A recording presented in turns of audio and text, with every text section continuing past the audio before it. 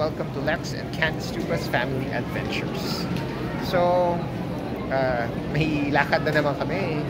And this time, we're going direct flight from Iloilo. Yes, we're going back. Our third, fourth time, medyo magkalapit na wifey, no? Going to Hong Kong. But this is the second time na nag-direct flight tayo. The first time was with our kids, Alexa and Lexa, when they were smaller. So, pag sa Iloilo, via setback and isang flight lang, 11 ang gabi. And it's not every day. We'll be showing kung ano yung mga days na pwedeng direct flight. And then yung pabalik, hindi rin every day, direct flight din. Yung medyo nakakapagod lang kasi 11 p.m. ang flight. Going to Hong Kong, and yung pabalik is 2 in the morning. But this will be a quick flight for us. May kukunin lang to eh. So let's go guys, join us in our very quick adventure to Hong Kong. Let's go! Kasi lang kaya yung terminal fee dito, kailangan mag-pay ka cash din, tsaka Philippine peso. So they don't accept any way like video pay or any other form. Kailangan talaga magbayad ng terminal fee. Sana kasama na lang sa pagbayad ng ticket. 1 hour later. Finally, boarding na kami. So, pareho kami ng aisle. Sinadya namin ito para mas comfortable, mas madaling pumunta sa CR. And, syempre, yun, ilagay kami sa may exit row. After 2 hours, dito na kami. Hello, Hong Kong! Tulog na kami the whole trip. And, it's 2:15 a.m. dito ngayon sa Hong Kong. So, dito na tayo sa Hong Kong. Anong feeling, no? First time tayong umalis na just the two of us. Yeah. After a long time. Especially out of the country. Yes. So, syempre wala kaming anything to declare. Kasi, ano lang kami, backpacker at si wifey may ano siya, social na bag. Ready for shopping. So we'll be taking the bus. Medyo familiar na ako kasi last time nung andito ako, I rode the bus going to Harbor City. So madali lang, 8:21. Pero ngayon kasi madaling araw. So I think it's letter N naman siya. Kasi night bus siya. So let's go. Yan yung guide guys. So dapat na rin yung kaya pupunta. Anong oras yung next? Tsaka magkano. Dito kasi honestly yan. So kung cash ka, pag binigay mo, wala nang change. Guys, You've met us later. madaling araw. It's early morning here in Hong Kong. So from Leighton Road, ayan yung street. The name is Hai Phong Road. It's cold. Yeah, it's very cold. Close siya? So check muna kami kung saan pwedeng tumambay or kumain. Because Harbor City is still closed.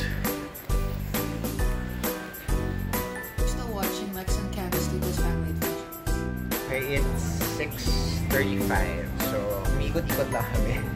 Wifey, so how's the weather? Really cold. Yeah. We didn't read the weather forecast. 14 to 17 degrees Celsius dito. So, medyo malamig. Hindi kami naitala ng jacket. Buti na naitala ko ng ano tawag dito? Windbreaker. Windbreaker na may hood. So, yun. Ako naman, nagdala na lang ako ng cap. Summer na summer. Para hindi mabasa. Kasi hindi naman, wala kaming check-in. So, I couldn't bring an umbrella. Tapos, si Doc Hans, buti na lang, may jeans ako na well, to be fair, yung jeans naman so, kasi naka-short siya. Summer na summer. So, we're waiting for the malls to open and stores at 10 o'clock pa. So, kanina pa kami dumating dito ng 2:30 in the morning. Pero dito sa Hong Kong itself, sa city proper, city center, 4 in the morning. Sila mag-McDo kasi yun lang yung 24 hours.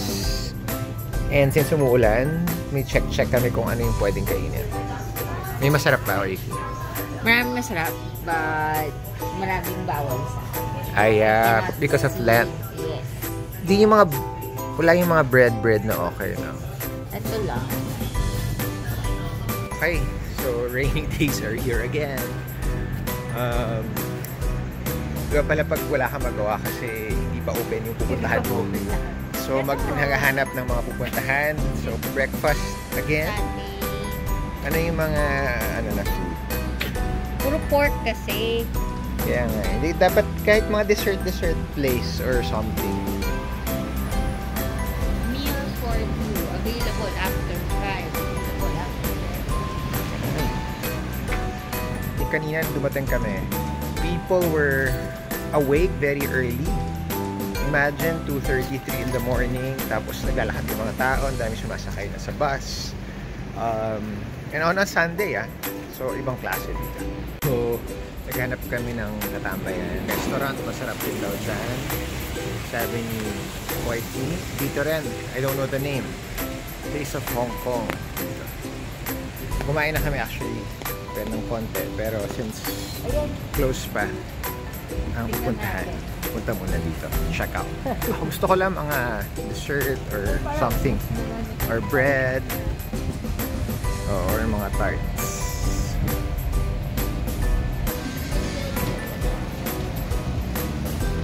Yung trick dito sa mga side streets, maraming mga pwedeng kainan. So times 8 ang presyo guys sa Philippine peso. Traditional milk tea, Chinese milk tea. Oh, wifey, try. I hope it's worth staying here. Is it good?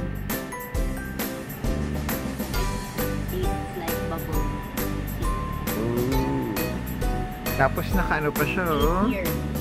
Tingnan mo, may ice pa, oh. Sa loob ng bucket. Wow. Okay, wonton, guys. Breakfast.